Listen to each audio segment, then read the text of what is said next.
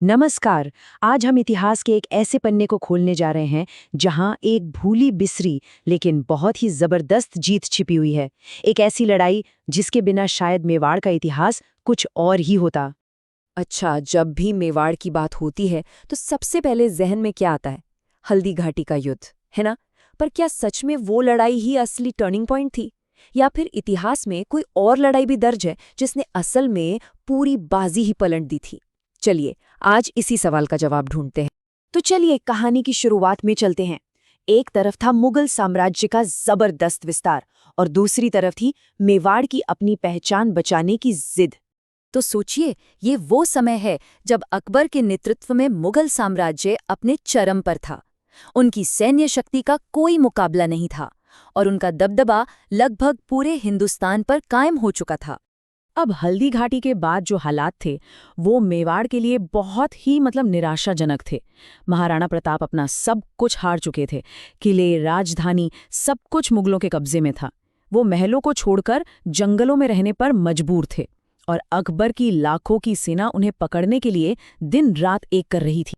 लेकिन इन सब के बावजूद एक चीज थी जो प्रताप के पास बची हुई थी, और वो था उनका हौसला, उनका फौलादी इरादा। उन्होंने हार नहीं मानी थी क्योंकि लक्ष्य सिर्फ एक ही था, मेवाड़ की आजादी। तो जब आमने सामने की लड़ाई का रास्ता बंद हो गया, तब मेवाड़ ने एक ऐसा रास्ता चुना, एक ऐसी नई स्ट्रैटेजी अपनाई जिसने पूरी कहानी का रुख ही मोड़ दिया। महाराणा प्रताप ने लड़ाई का पूरा अंदाज ही बदल दिया। उन्होंने अपनाया गुरिल्ला वॉरफेयर, जिसे हम छापामार युद्ध भी कहते हैं। इसका मतलब क्या था? मतलब ये कि अरावली की पहाड़ियों और घने जंगलों को ही अपना हथियार बना लो। छोटी छोटी टुकड़ियां अचानक मुगल चौकियों पर हमला करतीं और इससे पहले कि मुगल सेना संभल पाती, वो फिर से जंगलों में गायब हो जाती। पर देखिए, ये लड़ाई अकेले तो नहीं लड़ी जा सकती थी। इस नई स्ट्रैटेजी को कामयाब बनाने के लिए सिर्फ एक काबिल लीडर ही काफी नहीं था, बल्कि ऐसे साथियों की भी जरूरत थी जो मेवाड़ की आज़ादी के लिए अपना सब कुछ दांव पर लगा दें। और यहीं पर कहानी में एंट्री होती है एक ऐसे इंसान की जिसकी मदद को हम इस एक नंबर से समझ सकते हैं। ये नंबर मेवाड़ के संघर्ष के लिए एक नई उम्मीद बनकर आया। ये 25,000 उन सैनिकों की संख्या है जिनका सारा खर्च भामाशाह ने उठाया था। सोचिए, जब मेवाड़ का खजाना बिल्कुल खाली था, तब प्रताप के मंत्री भामाशाह ने अपनी और अपने पुरखों की सारी दौलत लाकर महाराणा के कदमों में रख दी। ये इतनी बड़ी रकम थी कि इससे एक बड़ी सेना को 12 साल तक पाला जा सकता था। इसने सच में संघर्ष में एक नई जान फूंक दी। तो पैसा तो आ गया, लेकिन इस छापामार युद्ध को असल में लड़ेगा कौन? इसके लिए ऐसे लोग चाहिए थे जो इन जंगलों की रग रग से वाकिफ हों। और वो थे भील धनुर्धर, अपने लीडर राणा पूंजा भील के साथ।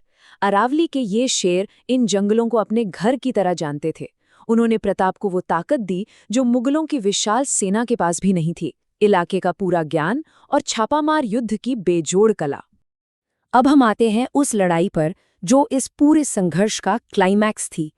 वो लड़ाई जिसे कुछ इतिहासकार मेवाड़ का मैराथन कहते हैं। देखिए, हल्दी घाटी और दिवेर में एक बहुत बड़ा फर्क है। हल्दी घाटी की लड़ाई भयंकर थी, पर उसका कोई नतीजा नहीं निकला। प्रताप को पीछे हटना पड़ा था। लेकिन 6 साल बाद दिवेर में जो जीत मिली वो बिल्कुल साफ थी, एक तरफा थी, और यहीं से मेवाड़ के गौरव की वापसी का सफर शुरू हुआ। तो साल था 1582, त्योहार था दशहरे का, और इसी दिन महाराणा प्रताप ने अपनी नई फौज के साथ दिवेर की मुगल चौकी पर एक जोरदार सरप्राइज अटैक कर दिया। ये वो चौकी थी जो मेवाड़ और मारवाड़ के बीच एक बहुत ही अहम ठिकाना थी। इस एक जीत का असर इतना बड़ा था और इतना तेज कि उसे बस इस एक नंबर से समझा जा सकता है।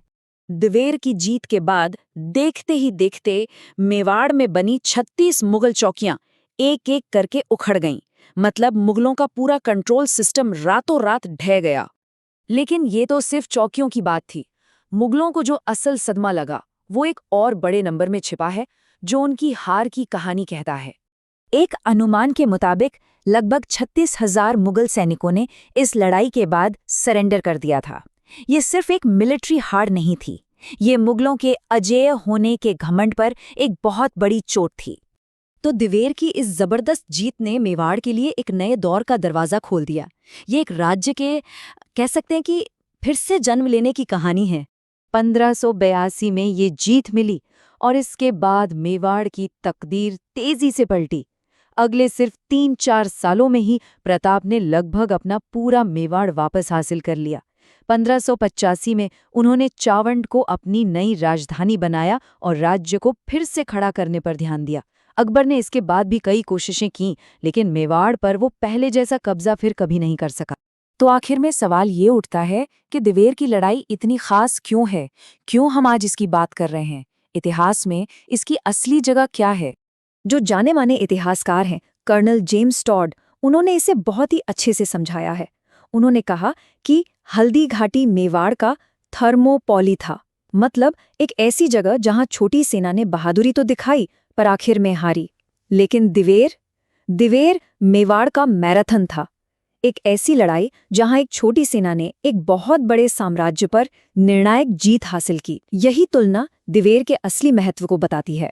और आखिर में ये पूरी कहानी हमें एक बहुत बड़े सवाल के सामने लाकर खड़ा कर देती है कि ज्यादा ताकतवर कौन है, एक बहुत बड़े साम्राज्य की विशाल सेना या फिर अपनी आज़ादी के लिए लड़ रहे लोगों का कभी न टूटने वाला हौसला।